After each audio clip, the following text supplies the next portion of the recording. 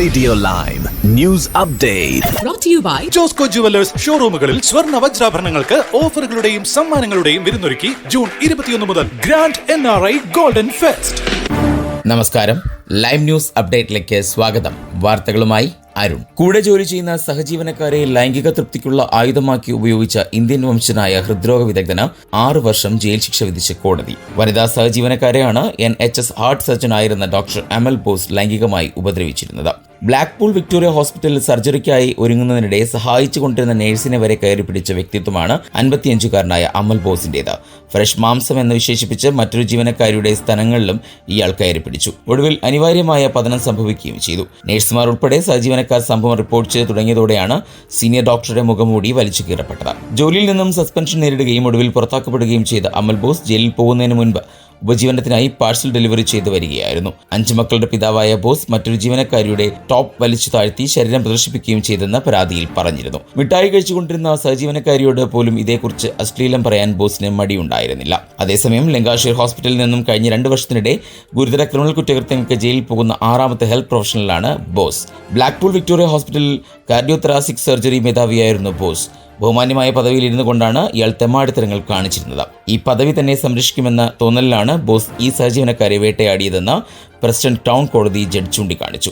മുന്നിൽ കാണുന്ന ആരോടും എപ്പോൾ വേണമെങ്കിലും ലൈംഗിക തൃപ്തിക്കായി ചെയ്യാമെന്ന തോന്നൽ നിങ്ങളൊരു ലൈംഗിക വേട്ടക്കാരനായതുകൊണ്ടാണെന്നും ജഡ്ജ് വ്യക്തമാക്കി. ചെറുപ്പക്കാരികളായ സ്ത്രീകളെ മനഃപൂർവ്വം ലക്ഷ്യമിട്ടാണ് ഡോക്ടർ പെരുമാറിയിരുന്നതെന്ന് prosecutor Hugh Edwards Preston town കോടതിയിൽ വ്യക്തമാക്കി. അമൽ ബോസിന്റെ ഈ പെരുമാറ്റം അറിയപ്പെടുന്ന കാര്യമാണെന്നും പുതിയ ജീവനക്കാർക്ക് അദ്ദേഹത്തെക്കുറിച്ച് മുന്നറിയിപ്പ് നൽകിയിട്ടുണ്ടെന്നും ഒരു അതിജീവിതയും ചൂണ്ടിക്കാട്ടി.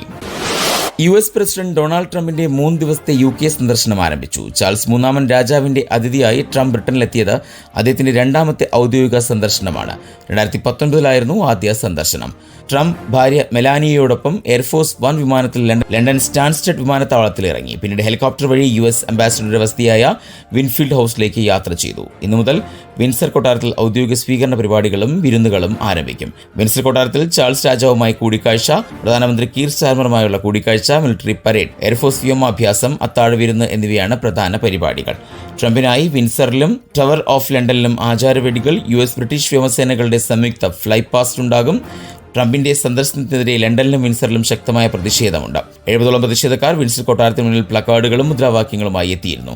ലണ്ടൻ മേയർ സാദിഖ് ഖാൻ ഉൾപ്പെടെയുള്ള വിമർശകർ ട്രംപിനെതിരെ കടുത്ത നിലപാടിലാണ്. ശക്തമായ സുരക്ഷാ മുൻകരുതലുകൾ സ്വീകരിച്ചിട്ടുണ്ടെങ്കിലും പ്രതിഷേധം തുടരുകയാണ്. നാളെ ഒരു വലിയ ദിവസമായിരിക്കും എന്നായിരുന്നു ബ്രിട്ടനിലെ ഔദ്യോഗിക പരിപാടികൾക്ക് മുന്നോടിയായി ട്രംപ് മാധ്യമപ്രവർത്തകരോട് പറഞ്ഞത്.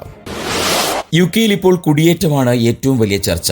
1 ലക്ഷത്തിലേറെ പേരെ അണിനിരത്തി അനധികൃത കുടിയേറ്റത്തിനെതിരെ നടന്ന റാലി അക്രമാസക്തമായതോടെ ലോകമാകെ ചർച്ചയായി കഴിഞ്ഞു. എന്നാൽ രാജ്യത്തെ കുടിയേറ്റം അക്ഷരാർത്ഥത്തിൽ കയറുകയാണെന്ന് കണക്കുകൾ പറയുന്നു. ഓഫീസ് ഫോർ നാഷണൽ സ്റ്റാറ്റിസ്റ്റിക്സിലെ കണക്കുകൾ പറയുന്നത് 2011 ശേഷം നെറ്റ് മൈഗ്രേഷൻ 2 ലക്ഷത്തിനും 3 ലക്ഷത്തിനും ഇടയിലായി ഒതുക്കാൻ കഴിഞ്ഞുവെന്നാണ്. 2020 ഡിസംബർ 31 ശേഷം നെറ്റ് മൈഗ്രേഷൻ കുതിച്ചുയർന്നിരുന്നു. സ്റ്റുഡന്റ് വിസകളുടെ എണ്ണത്തിലും ഇടിവുണ്ടായിട്ടുണ്ട്. സാധാരണ ഓഗസ്റ്റ് മാസത്തിലായിരിക്കും വിസ അപേക്ഷകർ കൂടുതലായി എത്തുക. ഈ വർഷം വിസ അപേക്ഷകളുടെ എണ്ണത്തിൽ കഴിഞ്ഞ വർഷത്തേക്കാൾ 1.5% കുറവുണ്ടായിട്ടുണ്ട്. 2023 കണക്കുമായി താരതമ്യം ചെയ്താൽ ഉണ്ടായിരിക്കുന്നത് 18% കുറവാണ്. UK-യിലെത്തുന്ന വിദേശികളിൽ ഏറ്റവും വലിയ വിഭാഗം വിദ്യാർത്ഥികളും അവരുടെ ആശ്രിതരുമാണ്. ഏകദേശം 47%.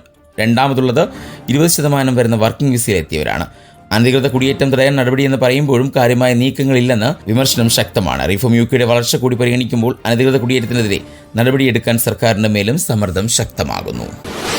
ഇംഗ്ലണ്ടിൽ കറുത്തവരും വംശീയ ന്യൂനപക്ഷത്തിൽ നിന്നുമുള്ള സ്ത്രീകൾക്ക് ഇപ്പോഴും മാതൃത്വ പരിചരണത്തിൽ ഗുരുതരമായ പ്രശ്നങ്ങൾ നേരിടേണ്ടി വരുന്നുവെന്ന് ബ്രിട്ടീഷ് MPമാരുടെ ആരോഗ്യ സാമൂഹിക കാര്യ സമിതി റിപ്പോർട്ട് വ്യക്തമാക്കി. വെള്ളക്കാരുമായി താരതമ്യം ചെയ്യുമ്പോൾ കറുത്തവർഗക്കാരായ സ്ത്രീകൾ പ്രസവ സമയത്ത് മരണപ്പെടാനുള്ള സാധ്യത ഇരട്ടിയിലധികമാണെന്നും അവരുടെ കുഞ്ഞുങ്ങൾക്ക് സ്റ്റിൽ ബർത്ത് സാധ്യത കൂടുതലാണെന്നും റിപ്പോർട്ട് ചൂണ്ടിക്കാണിക്കുന്നു. റിപ്പോർട്ടിൽ പറയുന്നതിനനുസരിച്ച് നേതൃത്വത്തിലെ വീഴ്ച, ഉത്തരവാദിത്തത്തിന്റെ അഭാവം, ഡേറ്റാ ശേഖരണത്തിലെ അപാകതകൾ എന്നിവയും കൂടാതെ സ്ത്രീകളുടെ ആശങ്കകൾ ഗൗരവമായി കാണാതിരുന്ന വർഗീയ സമീപനങ്ങളും ഇതിന് കാരണമാണെന്ന് കണ്ടെത്തി. കറുത്തവർഗക്കാരായ സ്ത്രീകൾക്ക് സുരക്ഷിതമായ മാതൃത്വ പരിചരണം നൽകാൻ അവരെ മനസ്സിലാക്കുന്ന, ബഹുമാനിക്കുന്ന ആരോഗ്യ പ്രവർത്തകരാണ് ആവശ്യമെന്ന് ബർമിംഗ്ഹാം എഡിംഗ്ടൺ MP പൗലറ്റ് ഹാമിൽട്ടൺ അഭിപ്രായപ്പെട്ടു. നിലവിൽ പുറത്തുവന്ന വിവരങ്ങൾ ആരോഗ്യ മേഖലയുടെ പ്രവർത്തനങ്ങൾക്ക് വഴിത്തിരിവാകണമെന്ന ആവശ്യമാണ് അവർ ഉന്നയിക്കുന്നത്. NHS മാതൃത്വ വിഭാഗത്തിലെ എല്ലാ ജീവനക്കാർക്കും നിർബന്ധമായും സംസ്കാരപരമായ പരിശീലനം നൽകണമെന്നതുമാണ് പ്രതിവിധിയായി കമ്മിറ്റി നിർദ്ദേശിച്ച നടപടിക്രമങ്ങളിൽ പ്രധാനപ്പെട്ടത്. കൃത്യമായ വിവരശേഖരണം ഉറപ്പാക്കണമെന്ന നിർദ്ദേശവും നൽകപ്പെട്ടിട്ടുണ്ട്. കറുത്തവർഗ്ഗക്കാരായ സ്ത്രീകളുടെ അനുഭവങ്ങളെ കേന്ദ്രീകരിച്ചാണ് മാറ്റം വരേണ്ടത്. അത് സംഭവിക്കുമ്പോൾ എല്ലാ സ്ത്രീകൾക്കും ഗുണകരമാകുന്ന 5X മോർ ഗ്രൂപ്പിന്റെ സഹസ്ഥാപകനായിട്ടുള്ള ടിനൂക് ആവെ കൂട്ടിച്ചേർത്തു. റോയൽ കോളേജ് ഓഫ് മിഡ്വൈഫ്സും അടിയന്തര നടപടി ആവശ്യമാണെന്ന് വ്യക്തമാക്കി.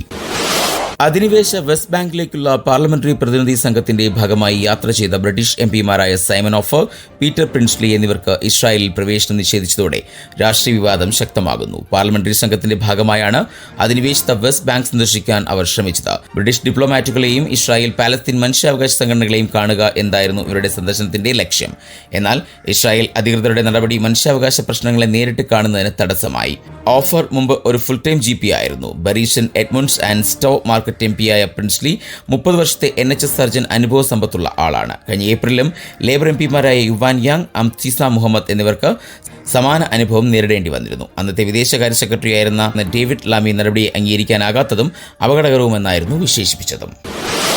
ഇനി നാട്ടിലെ വാർത്തകൾ. പത്തനംതിട്ട ആന്താലിമണ്ണിൽ ഹണി ട്രാപ്പിലെ പ്രതി നേരത്തെ പോക്സോ കേസിലും പ്രതി. കോയിപ്പുറം പുല്ലാട് കുറവൻകുഴി ആന്താലിമൺ ജയേഷ്, ഭാര്യ രശ്മി എന്നിവരാണ് യുവാക്കളെ അതിക്രൂരമായി മർദ്ദിക്കുകയും ഷൈക്കോ മാതൃകയിൽ പീഡിപ്പിക്കുകയും ചെയ്തതിന്റെ പേരിൽ റിമാൻഡിലുള്ളത്. 2016 രജിസ്റ്റർ ചെയ്ത പോക്സോ കേസിൽ ജയേഷ് പ്രതിയാണെന്ന് പോലീസ് പറഞ്ഞു. പ്രായപൂർത്തിയാകാത്ത പെൺകുട്ടിക്ക് നേരെയുണ്ടായ ലൈംഗിക അതിക്രമത്തിലാണ് ഇയാൾ പ്രതിയായിരിക്കുന്നത്. കേസിന്റെ വിചാരണ ഇപ്പോഴും കോടതിയിൽ നടക്കുകയാണ്. ഹണി ട്രാപ്പ് കേസ് തിരുവല്ല DYSPയുടെ നേതൃത്വത്തിലുള്ള പ്രത്യേക സംഘം അന്വേഷണം ഏറ്റെടുക്കും. ഇത് സംബന്ധിച്ച് ജില്ലാ പോലീസ് മേധാവി R ആനന്ദ് ഉത്തരവിറക്കിയിരുന്നു. സംസ്ഥാനത്ത് നിയമവിധേയമല്ലാത്ത അവയവദാനം തടയുന്നതിന്റെ ഭാഗമായി പോലീസ് നടത്തിയ പരിശോധനയിൽ രാജ്യാന്തര തലത്തിൽ പ്രവർത്തിക്കുന്ന അവയവ മാഫിയ സംഘത്തിന്റെ സാന്നിധ്യം കണ്ടെത്തിയിരുന്നുവെന്ന് ആരോഗ്യമന്ത്രി വീണ ജോർജ് നിയമസഭയെ അറിയിച്ചു. തുടർന്ന് നെടുമ്പാശ്ശേരി പോലീസ് രജിസ്റ്റർ ചെയ്ത കേസിൽ 1-ാം പ്രതി ഒഴികെ 3 പ്രതികളെ അറസ്റ്റ് ചെയ്തിരുന്നുവെന്നും മന്ത്രി അറിയിച്ചു. 1-ാം പ്രതിക്കായി ബ്ലൂ കോർണർ നോട്ടീസ് പുറപ്പെടുവിച്ചിട്ടുണ്ട്. അന്വേഷണം NIAക്ക് കൈമാറിയിട്ടുണ്ട്. അവയവദാന റാക്കറ്റുമായി ബന്ധപ്പെട്ട് സംസ്ഥാനത്ത് വിവിധ സ്റ്റേഷനുകളിലായി 10 കേസുകൾ രജിസ്റ്റർ ചെയ്ത് തുടർ നടപടികൾ സ്വീകരിച്ചു വരുന്നുണ്ടെന്നും ആരോഗ്യമന്ത്രി വിശദീകരിച്ചു. അതേസമയം ആരോഗ്യമേഖലയ്ക്ക് കപ്പിത്താൻ ഇല്ലാതായെന്ന് പ്രതിപക്ഷം രംഗത്തെത്തി. ആരോഗ്യമേഖലയിലെ വീഴ്ചകൾ അക്കമിട്ട് നിരത്തിയാണ് പ്രതിപക്ഷം നിയമസഭയിൽ മന്ത്രിക്കെതിരെ ആഞ്ഞടിച്ചത്. മെഡിക്കൽ കോളേജുകളിൽ ഉപകരണക്ഷാമം നിലനിൽക്കുന്നു എന്നും കേരളത്തിലെ ആരോഗ്യവകുപ്പിന് കപ്പിത്താൻ ഇല്ലെന്നും AP അനിൽകുമാർ പറഞ്ഞു. മെഡിക്കൽ കോളേജുകളിൽ എക്സ്റേ ഫിലിം പോലുമില്ല. സാധാരണ രോഗികൾക്ക് ലഭിക്കേണ്ട ഇത്തരം സൗകര്യങ്ങൾ ലഭിക്കാത്തതിൽ എന്ത് മറുപടിയാണ് ആരോഗ്യവകുപ്പ് മന്ത്രിക്ക് നൽകാനുള്ളതെന്നും അനിൽകുമാർ ചോദിച്ചു. സ്വകാര്യ മേഖലയ്ക്ക് രോഗികളെ ചൂഷണം ചെയ്യാനുള്ള സൗകര്യമാണോ സർക്കാർ ഒരുക്കുന്നതെന്ന് VD സതീശൻ ചോദിച്ചു. മേധാവിമാർ വരെ പരാതി പറയുന്ന ഗുരുതരമായ വിഷയം ആരോഗ്യവകുപ്പിലുണ്ടെന്നും പ്രതിപക്ഷ നേതാവ് കൂട്ടിച്ചേർത്തു. എന്നാൽ നിയമസഭാ ചോദ്യോത്തരവേളയിൽ പ്രതിപക്ഷത്തിന്റെ രൂക്ഷമായ വിമർശനങ്ങൾക്ക് മന്ത്രി വീണ ജോർജ് മറുപടി നൽകി. മലപ്പുറം എടവണ്ണയിൽ വൻ ആയുധശേഖരം പിടികൂടി. എയർഗണ്ണുകളും 200-ലധികം വെടിയുണ്ടകളും 3 റൈഫിളുകളും വീട്ടിൽ നിന്ന് കണ്ടെത്തി. സംഭവവുമായി ബന്ധപ്പെട്ട് എടവണ്ണ സ്വദേശി ഉണ്ണിക്കമ്മദിനെ പോലീസ് അറസ്റ്റ് ചെയ്തു. 200-ലധികം വെടിയുണ്ടകളും 40 പെല്ലറ്റ് ബോക്സും കണ്ടെത്തി. എടവണ്ണയിലെ ഇയാളുടെ വീട്ടിൽ പോലീസ് നടത്തിയ പരിശോധനയിലാണ് വൻ ആയുധശേഖരം പിടിച്ചെടുത്തത്. ഇനി സ്പോർട്സ് വാർത്തകൾ. യുവേഫ ചാമ്പ്യൻസ് ലീഗിൽ റയൽ മാഡ്രിഡിന് വിജയത്തുടക്കം. സീസണിലെ ആദ്യ മത്സരത്തിൽ മാർസിലയെ 1-നെതിരെ 2 ഗോളുകൾക്കാണ് റയൽ പരാജയപ്പെടുത്തിയത്. റയലിന് വേണ്ടി എംബാപ്പെ 2 ഗോളുകൾ നേടി. പെനാൽറ്റിയിലൂടെയായിരുന്നു 2 ഗോളുകളും പിറന്നത്. സാന്റിയാഗോ ബെർണബ്യൂവിൽ നടന്ന മത്സരത്തിന്റെ തുടക്കത്തിൽ ലീഡ് എടുത്തത് മാർസിലയായിരുന്നു. 22-ാം മിനിറ്റിൽ തിമോത്തി വിയാണ് റയലിനെ ഞെട്ടിച്ച് ആദ്യ ഗോൾ കരസ്ഥമാക്കിയത്. 6 മിനിറ്റുകൾക്കുള്ളിൽ റയൽ തിരിച്ചടിച്ചു. 28-ാം മിനിറ്റിൽ ലഭിച്ച പെനാൽറ്റി ലക്ഷ്യത്തിലെത്തിച്ച് എംബാപ്പയാണ് റയലിനെ ഒപ്പമെത്തിച്ചത്. യുവേഫ ചാമ്പ്യൻസ് ലീഗിൽ ഇന്ന് സൂപ്പർ പോരാട്ടം. ജർമ്മൻ വമ്പന്മാരായ ബയൺ മ്യൂണിക് ഇംഗ്ലീഷ് കരുത്തരായ ചെൽസിയുമായി ഏറ്റുമുട്ടും. ബയണിന്റെ തട്ടകത്തിലാണ് മത്സരം. മറ്റൊരു മത്സരത്തിൽ പ്രീമിയർ ലീഗ് ചാമ്പ്യന്മാരായ ലിവർപൂൾ സ്പാനിഷ് ടീം അത്ലറ്റിക്കോ മാഡ്രിഡിനെ നേരിടും. ലിവർപൂളിന്റെ ആൻഫീൽഡ് സ്റ്റേഡിയത്തിലാണ് മത്സരം. നിലവിലെ ചാമ്പ്യന്മാരായ PSG-യും ഇന്ന് ആദ്യ മത്സരത്തിനിറങ്ങും. ഇറ്റാലിയൻ ക്ലബ് അറ്റ്ലാന്റയാണ് ഫ്രഞ്ച് ചാമ്പ്യന്മാരുടെ എതിരാളികൾ. ഇന്ത്യൻ സമയം രാത്രി 12:30 എല്ലാ മത്സരങ്ങളും തുടങ്ങുക. ഇന്ത്യൻ ക്രിക്കറ്റ് ടീമിന്റെ മുഖ്യ ജേഴ്സി സ്പോൺസറായി അപ്പോളോ ടയേഴ്സ്. 2027 വരെയാണ് കരാർ. ഡ്രീം 11 ആയിരുന്നു നേരത്തെ ഇന്ത്യൻ ക്രിക്കറ്റ് ടീമുമായി സ്പോൺസർഷിപ്പ് ഉണ്ടായിരുന്നത്. എന്നാൽ ഓൺലൈൻ വാതുവയ്പും ചൂതാട്ടവും നിരോധിക്കാനുള്ള ബിൽ കേന്ദ്ര സർക്കാർ പാസാക്കിയതിന് പിന്നാലെ കരാർ അവസാനിപ്പിച്ചിരുന്നു. നിലവിൽ ഏഷ്യ കപ്പിൽ സ്പോൺസർമാരില്ലാതെയാണ് ഇന്ത്യ കളിക്കുന്നത്. 579 കോടിയുടെ കരാറാണ് അപ്പോളോ ടയേഴ്സുമായി BCCIക്കുള്ളതെന്ന് റിപ്പോർട്ട്. ഓരോ മത്സരത്തിനും അപ്പോളോ ടയേഴ്സ് BCCIക്ക് 4.5 കോടി രൂപ നൽകണം. നേരത്തെ 4 കോടി രൂപയായിരുന്നു ഡ്രീം 11 കമ്പനി നൽകിയിരുന്നത്. 119.75 ഇന്ത്യൻ രൂപയാണ് ഇന്നത്തെ പൗണ്ട് വിനിമയ നിരക്ക്. ഇതോടെ ഇന്നത്തെ വാർത്താ ബുള്ളറ്റിൻ പൂർണ്ണമാകുന്നു. അടുത്ത ബുള്ളറ്റിനുമായി വരും മണിക്കൂറുകൾ കേട്ടുമുട്ടാം. നന്ദി, നമസ്കാരം. കൂടുതൽ വാർത്തകൾക്കും വിശേഷങ്ങൾക്കുമായി റേഡിയോ ലൈം ആപ്പ് ഡൗൺലോഡ് ചെയ്യൂ. പ്ലേ സ്റ്റോറിൽ നിന്നും ആപ്പ് സ്റ്റോറിൽ നിന്നും.